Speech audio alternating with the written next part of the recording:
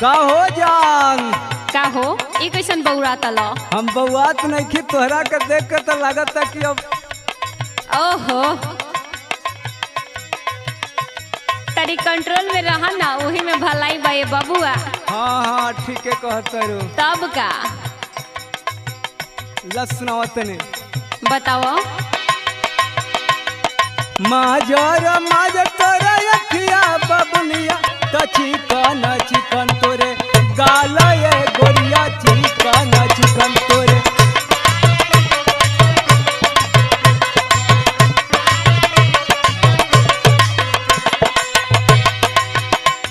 अच्छा अरे दिन भर इहे निहारे लो हाँ? का करे? अरे तनिका शर्मो लाज करे जाला। ए घर के ला जाता?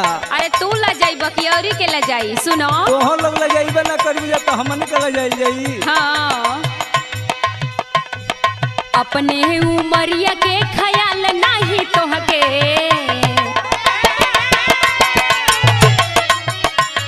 अरे बुझा तनु अपने उमरिया के ख्याल नहीं कैलो तो खोजेल नया नया माला के बुढ़ऊ खोजेल नया नया।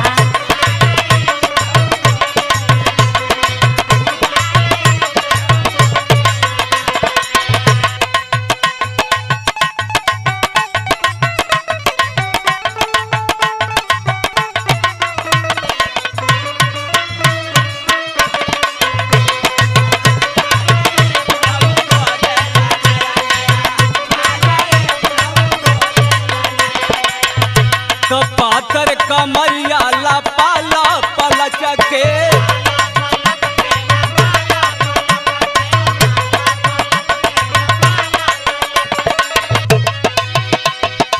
तो पातर कमरिया ला पाला पलप के त कैले बजियल मो हाला ये गोरिया कैले बजियल मो।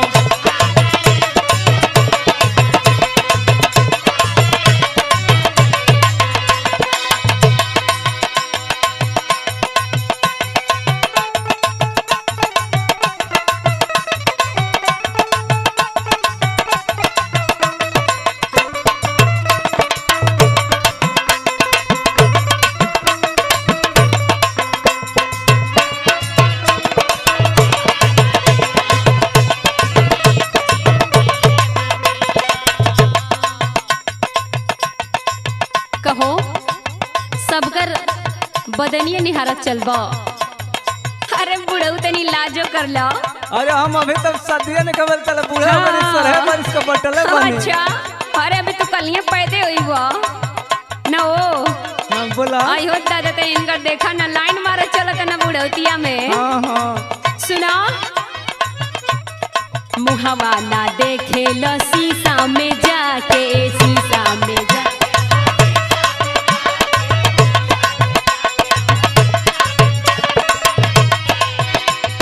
मुहवा ना देखे लो शीशा में जाके तो सुखल सुखल बातो हर गालो ये बुढ़ऊ सुखल सुखल बातो हरा।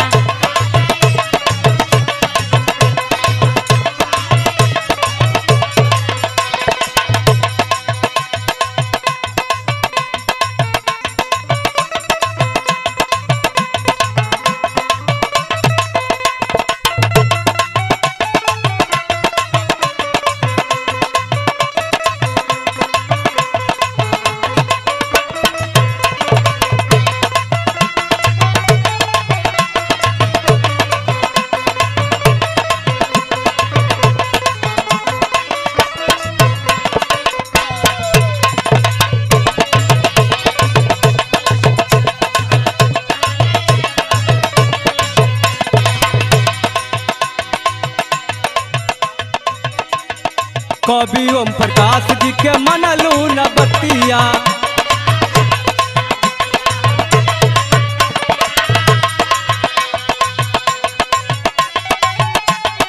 कवि ओम प्रकाश जी के